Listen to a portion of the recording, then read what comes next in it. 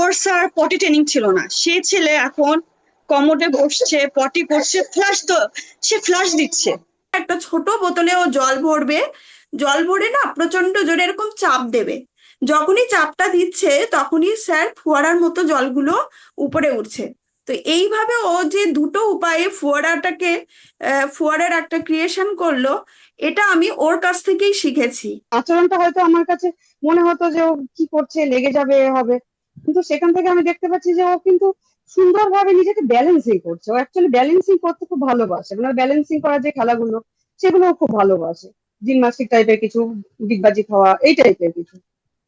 Speech delay বা behaviour ইস্যুর জন্য অনেক প্রফেশনাল দেখিয়েছেন, হাজার হাজার টাকা খরচ করেছেন, কিন্তু কেউ কি শিখিয়েছে বাচ্চার মনের ভেতরে ঢুকবেন কিভাবে? থেরাপি তো চলছে, কিন্তু কেউ আপনাকে বলেনি বাচ্চার সাথে কানেক্ট হওয়ার আসল রহস্যটা কি। যদি বাচ্চার সাথে আপনার বন্ডিংই তৈরি না হয়, তবে সব চেষ্টাই বৃথা। বাচ্চার জগতে প্রবেশ করার সেই গোপন উপায় আর সঠিক নলেজ দিতেই আজকের এই আলোচনা।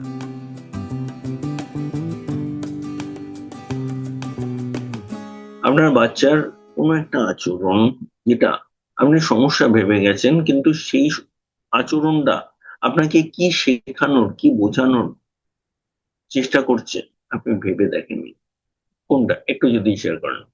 যেমন আয়ুষ যেটা হতো, আমার ছেলে সবকিছু ফেলে দিত।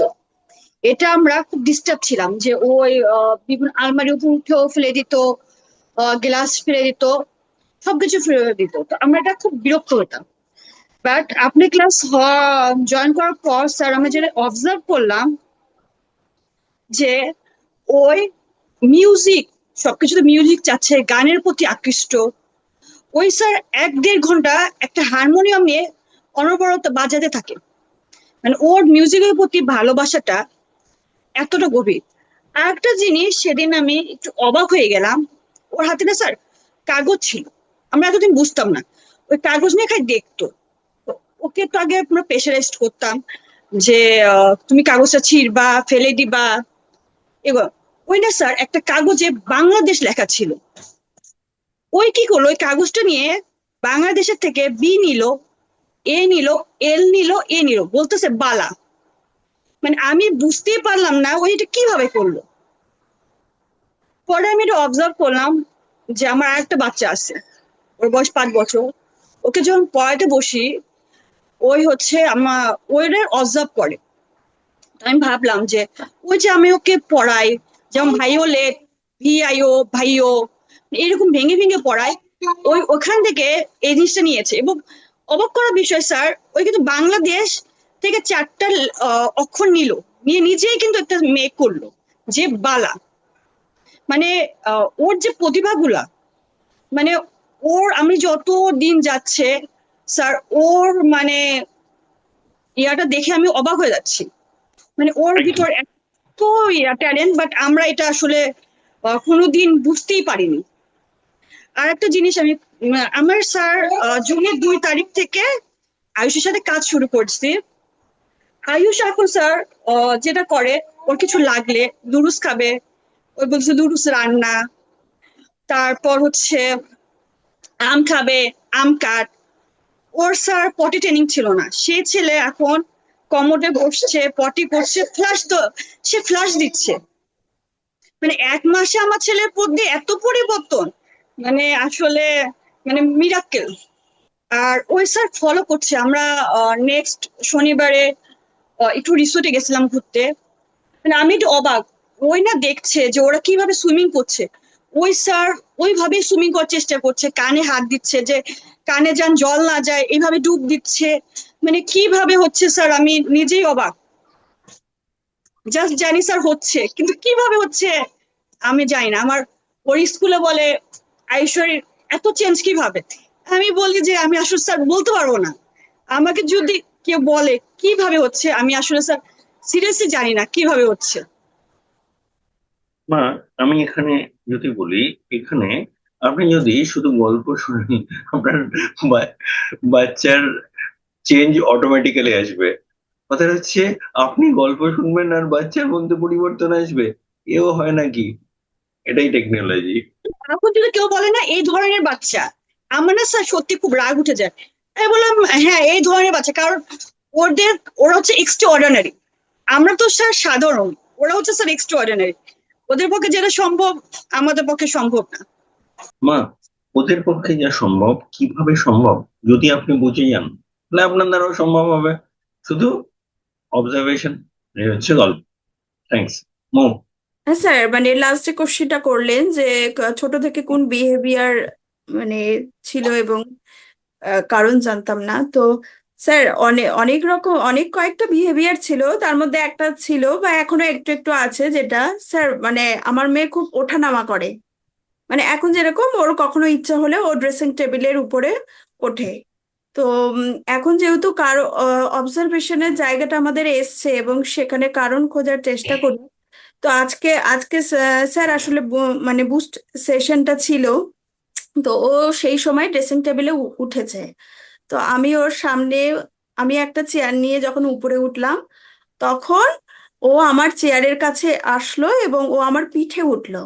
এবং পিঠে উঠে ও তখন আমার সাথে যেটা ঘোরা ঘোরা বা যেটা একটা গল্প আছে যে যে মানে গরুর একটা মালিক ছিল, বলো মানে গাধার পিঠে করে লবণের বস্তা নিয়ে আসছিল, ও ওই রকম খেলাটা খেলতে চায়।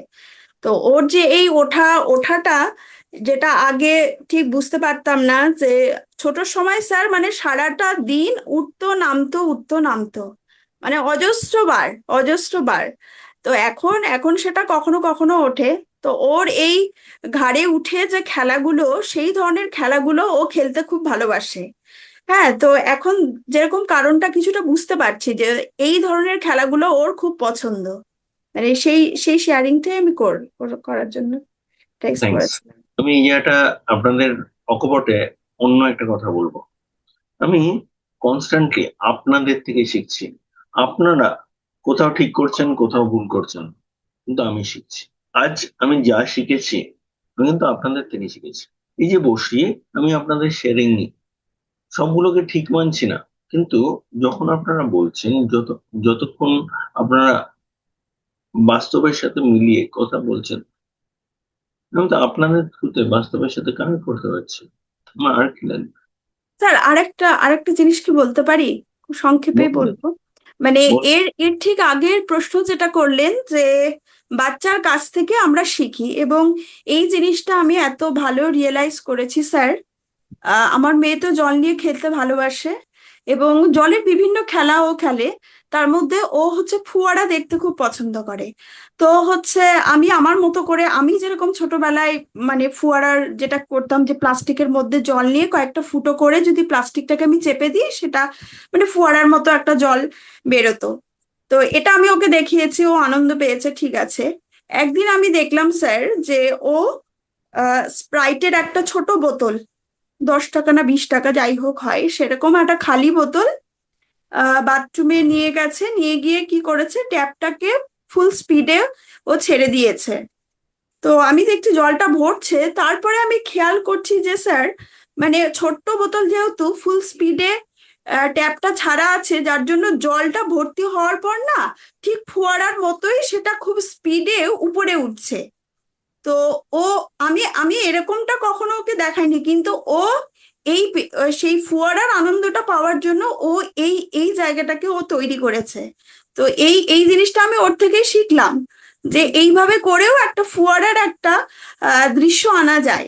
এবং তার সাথে স্যার আরো একটা ও করে, মানে সেটাও আমি অবাক হয়েছি, যে ওইরকমই একটা ছোট বোতলে ও জল ভরবে, জল ভরে না প্রচন্ড জোরে এরকম চাপ দেবে, যখনই চাপটা দিচ্ছে তখনই স্যার ফোয়ারার মতো জলগুলো উপরে উঠছে।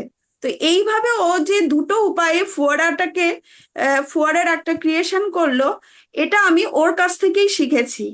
তো ওই জন্য আমি দেখছি যে ওদের কাছ থেকেও আমাদের শেখার অনেক জায়গা আছে, এবং সেখানে অবজারভেশনটা অত্যন্ত জরুরি।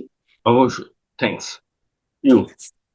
হ্যাঁ, অ্যাকচুয়ালি আমি আগেও বলেছি অর্চিষ্মান ভীষণ ডেয়ারিং খেলা খেলতে ভীষণ ভালোবাসতো। মানে বেডের সাইড থেকে একদম সাইডে এ হয়ে নেমে যাওয়া, বা চেয়ারের কখনোই ও চেয়ারের সামনে থেকে মানে সামনের দিক থেকে ওঠে না, পেছন দিক থেকে ওঠা, ব্যাক সাইড থেকে ওঠা, সোফা থেকে জাম্প করা, একদম সাইডে দাঁড়িয়ে সেখান থেকে নামা, স্লিপ করে নামা। তো ইনিশিয়ালি আমি এই জিনিসগুলো করতে দিতাম না, অ্যাকচুয়ালি আমার কাছে রিস্কি লাগতো, ভয় লাগতো।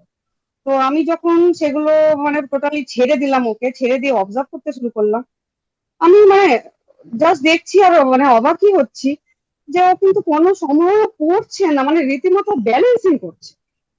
মানে ওটাই বলার যে মানে আচরণটা হয়তো আমার কাছে মনে হতো যে ও কি করছে, লেগে যাবে, এ হবে, কিন্তু সেখান থেকে আমি দেখতে পাচ্ছি যে ও কিন্তু সুন্দরভাবে নিজেকে ব্যালেন্সিং করছে। ও অ্যাকচুয়ালি ব্যালেন্সিং করতে খুব ভালোবাসে, মানে ব্যালেন্সিং করার যে খেলাগুলো সেগুলো ও খুব ভালোবাসে, জিমনাস্টিক টাইপের কিছু, ডিগবাজি খাওয়া, এই টাইপের কিছু। ওটাই স্যার বলার ছিল। তাহলে আশা আছে, এটুকু বুঝতে পারছেন? এবং আপনার বাচ্চার কোথায় সে দাঁড়িয়ে আছে যদি আপনি বুঝতে পারেন, না যে কোনো অ্যাসেসমেন্টের কথা বলছি না, ওকে সলিউশন দিতে গেলে যা যা বুঝতে হবে সেটার সাপেক্ষে বলছি। যদি সেটা বোঝা যায় সেখানে কিন্তু সলিউশন দেওয়া যাবে। সুতরাং আপনারা যদি একটা ফ্রি ডেভেলপমেন্টাল অডিট চান, আমাদের নাম্বার দেওয়া রইল, হোয়াটসঅ্যাপে যোগাযোগ করুন, জানান যে আপনি একটা ফ্রি ডেভেলপমেন্টাল অডিট চাইছেন, আমরা অবশ্যই আপনাকে সাহায্য করব। এবং যদি আপনি আমাদের সাথে কাজ করতে চান, যদি পুরোটা কীভাবে হচ্ছে বুঝতে চান, আমাদের সেখানেও যোগাযোগ করুন, আমরা অবশ্যই আপনাকে জানাবো। নিচে ডেসক্রিপশনে ডিটেলস দেওয়া রইল, আমাদের স্ক্রিনেও ডিটেলস দেখতে পাচ্ছেন। আমরা আছি আপনার সাথে। নমস্কার।